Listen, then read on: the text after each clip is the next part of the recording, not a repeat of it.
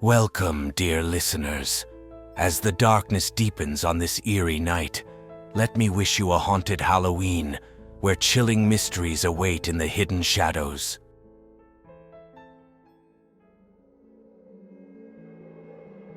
My grandmother's farm was situated on 15 acres of land south of Butte-La-Rose, Louisiana. It was several hours from our home, and we would make the drive there a handful of times a year, mostly in the summer. I can remember the anticipation I would feel as we drove up the long driveway to find the modest house which my grandfather Placide had built with his bare hands, perched atop the gentle hill. Picturing it now, I see the rusted tin roof, the weathered porch, and the dilapidated barn that stood out back. As a child, none of that mattered to us, obviously. We spent our days roaming the rolling countryside, swimming in a nearby creek, and playing on the old cypress tree that grew beside the house, whose branches were so large they scraped the ground. The fields surrounding the farmhouse were no longer fertile, providing ample space for us to properly conduct the adventures we concocted in our minds, and were surrounded by the dense forests of the Louisiana countryside. I always cherished the time I spent with my grandmother.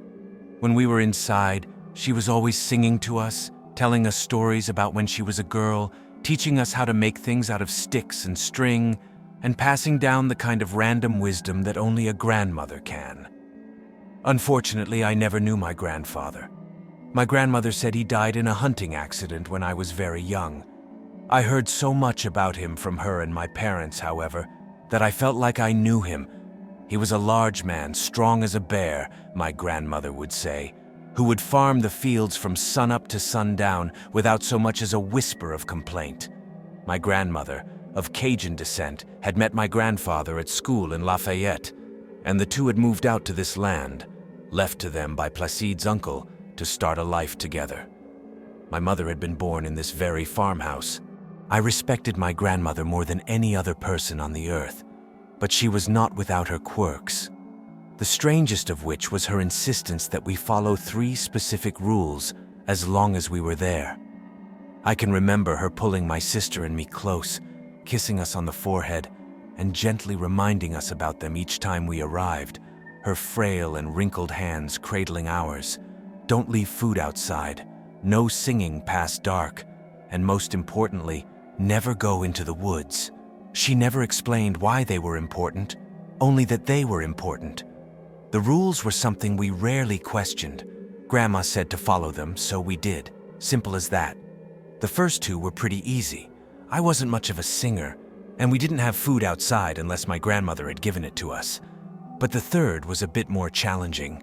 Her property was surrounded by woods on all sides, with a buffer of several hundred yards between the house and the tree line, and my sister and I were often tempted to go exploring within. We'd ask for permission, stating our ages as proof that we were responsible and could take care of ourselves. Without fail, she would always reply, "The rules are for your safety, dear. You mustn't break them." I can remember one evening when my sister was only 3 or 4 years old, when she accidentally left some food outside. We had been eating sandwiches on the back steps. I remember we both liked ours smashed down and cut into little squares. Having finished mine, I had gone inside to get something to drink, and she had followed me, leaving her plate behind. Later that night, we were all in front of the fireplace, curled up in Grandma's lap under one of her large quilts, telling stories and laughing when we heard something scratching at the back door. Immediately, I felt her body tense underneath me, and she shot a glance over to my father, who was sitting on the floor. He tried to keep his face blank, but I could see the worry creeping through. "What is that, Grandma?" I asked. "Probably just a raccoon," my father said, starting to stand. "Dear, let me," Grandma said. My father picked us up from her lap, gently placing us on the floor as she made her way to the back of the house. A few moments later, she walked back into the den and sat back down. She was holding my sister's empty plate from earlier. When my sister saw the plate and the look on my grandmother's face, she burst into tears. "It's okay," she said, hugging my sister tightly. "Let's do our best not to do this again, okay?" Later that night, when everyone was in bed, I crept out from beneath the covers and tiptoed to the back door. It was open, I don't think the house had air conditioning, and the doors were often left open with the screen doors closed to keep the bugs out. I was old enough to be curious about what had happened earlier, and young enough to not be scared about what I might find. There was a single bulb above the back door that cast a narrow beam of light, illuminating the back steps. On the top 2 steps, bathed in the eerie light of the dim bulb, were dozens of long black hairs. After the food incident, I became a bit more aware of the things that happened around the farmhouse and started to have the notion that my grandmother was hiding something. I wasn't sure what it was, but whatever was at the back door was a part of it. The next year, my sister and I found a dead deer about 50 yards in from the tree line. I think it was a deer at least. Its head was completely missing, and its body was completely mutilated. Even at my young age, I knew no other animal had done that. When I told my grandmother about it, rather than being shocked, she acted as if it was commonplace, saying to stay away from it and my father would take it somewhere. The next year, there was one night when we were all awoken by something banging around in the barn. In the morning, when we went out to investigate, it was clear that someone had vandalized it. One of the barn doors was completely ripped off the front, and everything inside was torn apart, like someone was looking for something. Grandma said it must have been thieves looking for iron to scrap. But what thief would go looking for iron in a barn in the middle of nowhere? Later that same trip, as I was playing on the old cypress, I noticed my sister had strayed rather close to the tree line. The next thing I knew, I saw my father sprinting across the fields toward her. When he reached her, he grabbed her, threw her over his shoulder, and sprinted back toward the farmhouse. He had scared her, so I guess that's why she was crying hysterically, but my father never would say why he had to get her away from there so quickly. There were other incidents like that over the years, but what they meant in some, I had never figured out. The last time I visited my grandmother's farm was the summer I turned 16. It was the summer my grandmother finally told me about the secret she had been keeping for so long. At 16, as most kids are, I was pretty defiant. I still had great respect for my grandmother, don't get me wrong, but I was growing a bit tired of the seemingly arbitrary nature of her rules, especially the third one. Never go into the woods? What was I, 5? By that time, I had basically run out of things to do at the farm and wanted desperately to explore the woods I had been barred from entering for so long. So, one day, I did. It was an exceptionally hot July day, and I decided to follow the little creek that wound through the corner of her property into the woods.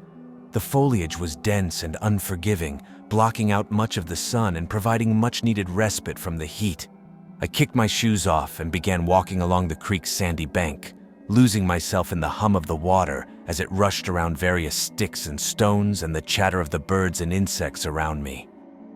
When I had gone far enough that I couldn't see the tree line, I noticed that aside from the sound of the water, I couldn't hear the sounds of the birds or insects any longer. The forest had become deathly silent. The air was unnaturally still, creating an odd sense of uneasiness within me. Never forgetting my grandmother's warnings and believing I had somehow worn out my welcome, I hastily turned to head back to the farmhouse. I stopped when I heard the crack of a branch far off in the distance behind me. Afraid to look back, I started walking again. A few steps later, I heard it again. It was the sound of someone or something moving through dense underbrush in my direction. I turned slowly, and what I saw scared me. In the distance, I saw the silhouette of some lumbering beast walking toward me through the forest. It was tall, over 6 feet, and looked mostly like a man, except there appeared to be ears sprouting from the top of its dark head. I could see its eyes, large and yellow, shining at me even though the rest of its head was shrouded in darkness. I stumbled backward, falling into the water, then turned and tore through the woods, sprinting over rocks and pine cones and briars in a mad dash to escape whatever was coming for me. I didn't even bother stopping to grab my shoes.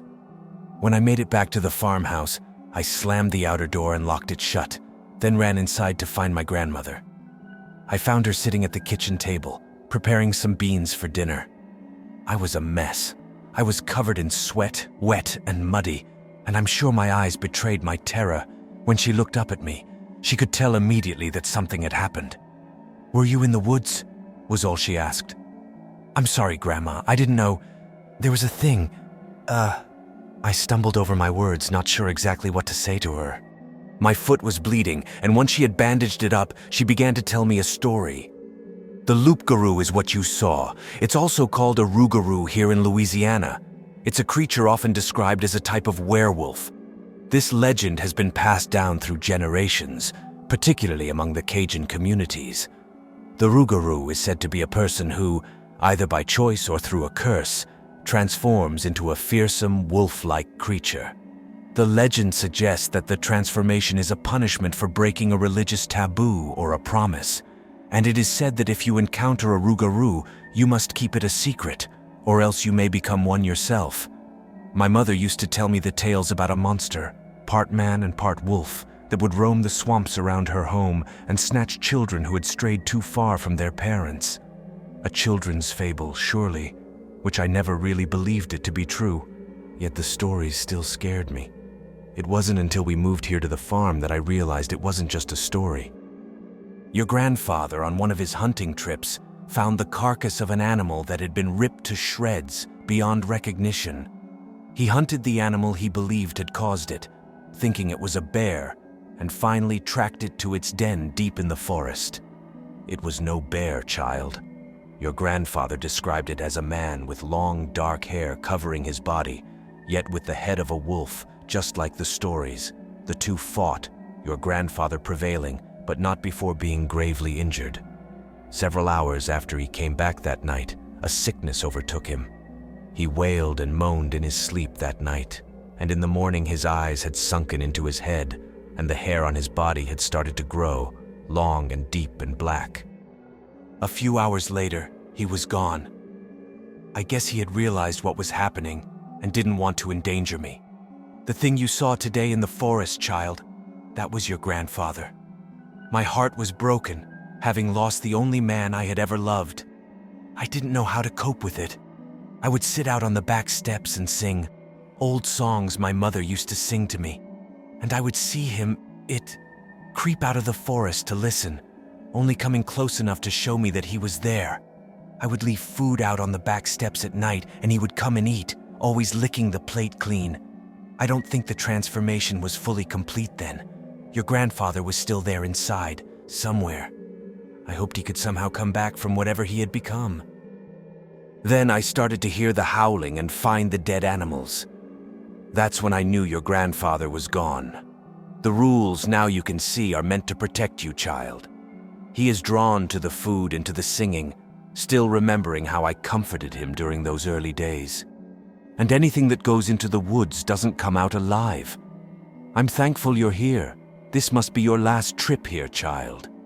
Now that he has seen you up close, he will have a taste for your blood, and he won't stop until he drains every last bit from your body.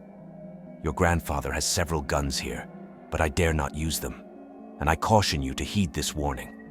I see the look in your eyes. If you did succeed in killing him, I fear you would face the same fate as your grandfather. If the old tales are true, he who kills the Rougarou eventually becomes one. As our story of the Cajun's werewolf comes to an end, remember that mysteries abound in the shadows. And as you retire for the night, keep one eye open, for the supernatural is closer than you think.